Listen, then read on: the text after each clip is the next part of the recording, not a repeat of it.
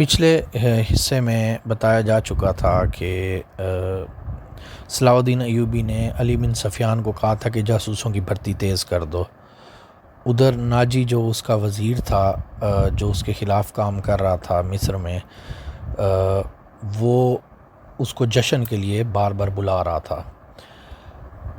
تو اگلے 10 دن میں جہاں مصر کی فوج میں مسلسل بھرتی ہو رہی تھی فوجیوں کی اور ان کی ٹریننگ ہو رہی تھی، دوسری طرف ناجی اس لڑکی زکوئی کو ٹریننگ دے رہا تھا جس نے صلاح الدین ایوبی کو مختلف طریقے سے حسن کے جال میں پھنسانا تھا اور اس کے کردار کو کمزور کرنا تھا۔ ناجی کے جو قریبی دوست تھے انہوں نے جب زکوئی کو دیکھا تو انہوں نے کہا کہ یہ لڑکی تو مصر کے فرعون دیکھ لے تو خدائی کا دعویٰ چھوڑ دیتے۔ ناجی کا اپنا جاسوسی کا نظام بہت تیز تھا اور دلیر لوگ اس میں موجود تھے۔ انہوں نے ناجی کو بتایا کہ علی بن سفیان صلاح الدین ایوبی کا خصوصی مشیر ہے اور عرب کا بہت اچھا سراغ رساں ہے، جاسوس ہے۔ تو اس نے علی کے پیچھے جاسوس چھوڑے ہوئے تھے کہ کسی طرح علی بن سفیان کو قتل کر دے۔ زکوئی کو ناجی نے صلاح الدین ایوبی کو پھانسنے کے لیے مکمل تیار کر لیا تھا، لیکن وہ یہ محسوس نہ کر سکا کہ وہ لڑکی اس کے اپنے اعصاب پہ بھی سوار ہو گئی تھی۔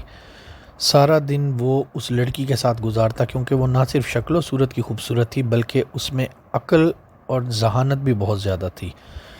جو باقی اس کے ناجی کی خواتین تھیں ناچ گانے والی، انہوں نے کوششیں کی کہ کسی طریقے سے زکوئی کو رستے سے ہٹا دیں، لیکن قتل کرانا ممکن نظر نہیں آ رہا تھا کیونکہ ناجی نے اس کے کمرے کے باہر پہرا لگایا ہوا تھا۔ علی بن سفیان نے صلاح الدین ایوبی کا محافظ دستہ بدل دیا۔ پرانے جو امیر مصر کے پرانے باڈی گارڈ تھے ان کی جگہ نئے بھرتی ہونے والوں کو انہوں نے رکھ لیا۔ نئے بھرتی ہونے والے نہ صرف جذبے میں بہت بہتر تھے بلکہ ان کے اندر صلاحیتیں بھی بہت بہترین تھیں۔ ناجی بار بار پوچھ رہا تھا تو ایوبی نے ایک دن علی بن سفیان سے مشورہ لیا وہ دعوت پہ کب جائے۔ علی بن سفیان نے مشورہ دیا کہ اب کسی بھی روز دعوت قبول کر لیں۔ دوسرے دن صلاح الدین ایوبی نے ناجی کو بتایا کہ کسی بھی رات وہ دعوت پہ آ سکتا ہے، تو ناجی نے اسے 3 روز بعد کا کہا اور بتایا دعوت کم جشن زیادہ ہوگا، صحرا سے دور مشعلیں جلائی جائیں گی، ناچ گانے کا بھی انتظام ہوگا، باڈی گارڈز اپنے گھوڑ سوار کرتب دکھائیں گے، تلواروں کا مقابلے ہوں گے، مختلف ہتھیاروں کے بغیر لڑائی ہوں گی۔ صلاح الدین ایوبی کو رات کو وہیں قیام کروایا جائے گا، رہائش کے لیے خیمے نصب ہوں گے۔ صلاح الدین ایوبی پروگرام کی تفصیل سنتا رہا۔ اس نے ناچ گانے پہ اعتراض نہ کیا تو ناجی نے کہا کہ فوج کے بیشتر سپاہی جو مسلمان نہیں ہیں یا ابھی مسلمان ہوئے ہیں کبھی کبھی شراب بھی پی لیتے ہیں، تو وہ شراب کے عادی نہیں ہیں، وہ اجازت چاہتے ہیں کہ جشن میں انہیں شراب پینے کی اجازت دی جائے۔ صلاح الدین ایوبی نے کہا آپ کمانڈر ہیں، آپ چاہیں تو انہیں اجازت دے دیں، نہ دینا چاہے نہ دیں، میں اپنا حکم نہیں چلاؤں گا۔ امیر مصر کا اقبال بلند ہو، ناجی نے غلاموں کی طرح میں کون ہوتا ہوں اجازت دینے والا جس کو آپ سخت ناپسند کریں، انہیں اجازت دے دیں، لیکن 2 چیزوں کی اجازت نہیں ہے، ہنگامہ آرائی کی اور بدکاری کی۔ شراب پی کے کسی نے ہلہ گلہ کیا تو اسے سخت سزا دی جائے گی۔ یہ خبر سن کے صلاح الدین ایوبی کے سٹاف تک پہنچی تو کسی کو یقین نہ آیا کہ صلاح الدین ایوبی ان خرافات کے باوجود بھی جشن میں جائے گا۔ لوگوں نے کہا ناجی جھوٹ بول رہا ہے، کسی نے کہا ناجی کا جادو چل گیا، کسی نے کچھ کہا۔ قصہ المختصر وہ رات بھی آ گئی، صرف علی بن سفیان کو معلوم تھا صلاح الدین ایوبی نے یہ اجازت کیوں دی ہے۔ جشن کی جب شام آئی تو ہر طرف باڈی گارڈز مسند ایوبی کے لیے مسند بچھائی گئی جو کسی بادشاہ کا تخت لگ رہا تھا، دائیں بائیں مہمانوں کی نشستیں تھیں، دور تک خیمے نصب تھے۔ ان سیٹ کے ایک بہت بڑا خیمہ صلاح الدین ایوبی کے لیے نصب کیا گیا جہاں اس نے رات بسر کرنی تھی۔ علی بن سفیان نے سورج غروب ہونے سے پہلے اس کے ارد گرد محافظ کھڑے کر دیے۔ علی بن سفیان نے وہاں محافظ کھڑے کیے۔ زکوئی کو آخری ہدایات ناجی دے رہا تھا۔ آج وہ خصوصی طور پر تیار ہوئی تھی بلکہ عطر کی خوشبو اس کے جسم سے آ رہی تھی، بال اس نے کندھے پہ پھیلائے ہوئے تھے۔ ناجی نے اسے سر سے پاؤں تک دیکھا تو کہا صلاح الدین ایوبی پر تمہارے جسم کا شاید اثر نہ ہو تو اپنی زبان استعمال کرنا، وہ سبق نہ بھولنا جو میں تمہیں اتنے دنوں سے پڑھا رہا ہوں، یہ بھی نہ بھولنا کہ اس کی لونڈی نہ بن جانا بلکہ اسے اپنے قدموں میں رکھنا۔ زکوئی مسکرا رہی تھی اور غور سے اس کی باتیں سن رہی تھی۔ سورج غروب ہوا، مشعلیں جل اٹھیں، صلاح الدین ایوبی گھوڑے پہ سوار ہو کر آئے تو اس کے دائیں بائیں اس کے محافظ تھے۔ جو علی بن سفیان نے منتخب کیے تھے۔ اسی دستے میں 10 محافظ صلاح الدین ایوبی کے خیمے کے ارد گرد کھڑے تھے۔ اس کے بعد صلاح الدین ایوبی سے اجازت مانگی گئی، صلاح الدین ایوبی نے اجازت دے دی۔ تھوڑی دیر میں 2 اطراف سے 4 گھوڑ سوار آئے اور سمجھ نہیں آ رہی تھی وہ کیا کریں گے۔ ایک دوسرے کے آمنے سامنے آ کے انہوں نے بازو پھیلا اور الجھ گئے۔ 2 گھوڑ سوار نیچے گر گئے اور کلا بازیاں کھاتے رہے۔ باقی پھر ہجوم نے اتنا شور کیا کہ آواز سنائی نہیں دے رہی تھی۔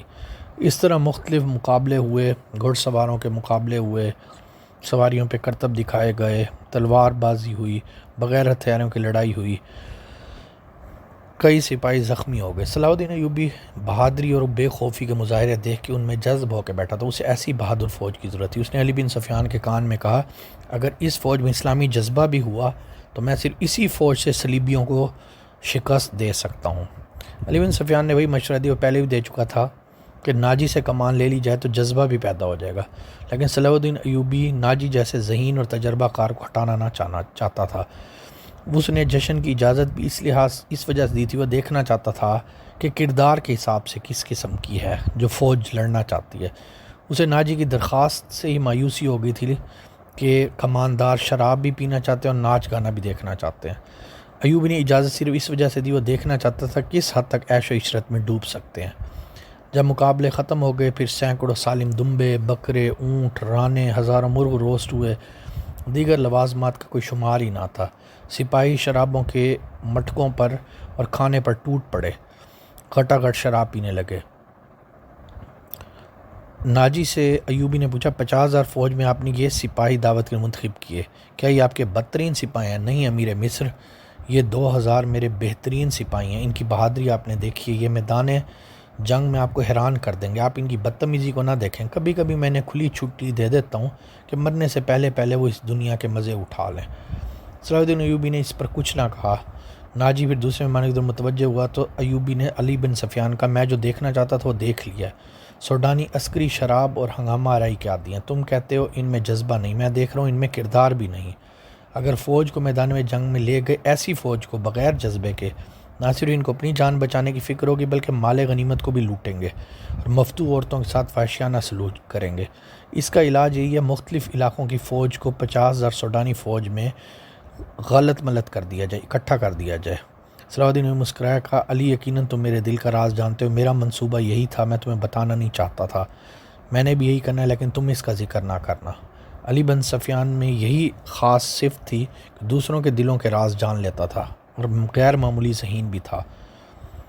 خیر، جب شام کا وقت ہوا تو اس کے بعد رقاصائیں آ گئیں اور انہوں نے اپنا ناچ گانا شروع کر دیا۔ جب زکوئی آئی تو زکوئی کے بارے میں ناجی نے کہا، امیر مصر کا اقبال بلند ہو، اس کا باپ آپ کا بہت بڑا عقیدت مند ہے، ساحل پہ مچھلیوں کا کاروبار کرتا ہے، یہ لڑکی آپ کی عقیدت مند ہے، آپ کو پیغمبر کی طرح مانتی ہے، مجھے اس کا باپ ملا اور یہ آپ کی خدمت میں رقص کرنا چاہتی ہے، تو اس کا مطلب ہے رقص کر کے یہ میری خدمت کرنا چاہتی ہے۔ نہیں، مقصد صرف رقص نہیں ہے، وہ کوئی دعوت گناہ کا نہیں ہوگا، ایک باعصمت لڑکی کا رقص ہوگا۔ رقص ہوتا ہے، امیر مصر اس کا دل نہ توڑیں، اس کو ایک دفعہ اجازت دے دیں۔ خیر، ایوبی نے اجازت دی، اس کے بعد اس نے رقص کیا۔ اس کا جب وہ خیمے میں جانے لگا تو ناجی نے کہا کہ جناب یہ کچھ وقت آپ کے ساتھ بیٹھ کے گفتگو کرنا چاہتی ہے، اس کو خیمے میں بھیج دوں؟ ایوبی نے کہا ٹھیک ہے، بھیج دینا۔ جب آدھی رات گزری تو ناجی نے جب زکوئی کو بھیجا کہ جاؤ ایوبی کے خیمے میں جاؤ، تو جب وہ جانے لگی تو وہاں کے کمانڈر نے اس کو روک لیا۔ اس نے کہا کہ تم اندر نہیں جا سکتی۔ اس نے کہا امیر مصر نے مجھے خود بلایا ہے۔ ایوبی نے تمہیں بلایا؟ ایسا ہو ہی نہیں سکتا، ہم ایوبی کو جانتے ہیں، وہ کردار کا بہت بلند ہے۔ نہیں، ایوبی نے خود بلایا ہے، امیر مصر نے۔ کیا تمہارا کہنے کا مقصد یہ ہے کہ ایوبی جو ہے وہ خود تمہیں بلانا چاہ رہا ہے؟ اس نے کہا جی ہاں جی، انہوں نے خود بلایا ہے۔ تو اس کے بعد ان کو یہ تسلیم نہیں کر پا رہے تھے کہ اس نے، صلاح الدین ایوبی نے حکم دیا ہوا تھا ناچنے گانے والیوں سے جو تعلق رکھے گا اسے 100 درے لگائے جائیں گے۔ اب دوسری طرف وہ یہ دعویٰ کری تھی، اسے بلایا گیا ہے۔ تو اس کے ایک ماتحت نے پوچھا، محافظ کمانڈر نے، کیا یہ حکم صرف ہمارے لیے کسی فاحشہ کے ساتھ تعلق رکھنا جرم ہے؟ کچھ دیر بعد جب ایوبی نے اجازت دے دی، اس نے ڈرتے ڈرتے پوچھا اسے اندر بھیج دوں؟ ایوبی نے کہا بھیج دو۔ تو اس نے کہا، محافظ نے، کیا یہ صرف حکم ہمارے لیے ہے؟ ہاں، کمانڈر نے کہا، ماتحتوں کے لیے ہی حکم ہے، امیر مصر کو درے نہیں لگائے جا سکتے، بادشاہوں کا کوئی کردار نہیں ہوتا۔ کمانڈر نے جل کے کہا، ایوبی شراب بھی پیتا ہوگا، ہم پہ جھوٹی پارسائی کے دعوے کرتا ہے۔ ان کی نگاہوں میں صلاح الدین ایوبی کا بت ٹوٹ چکا تھا، جو کہنے کو ایک عرب عیاش شہزادہ نکلا۔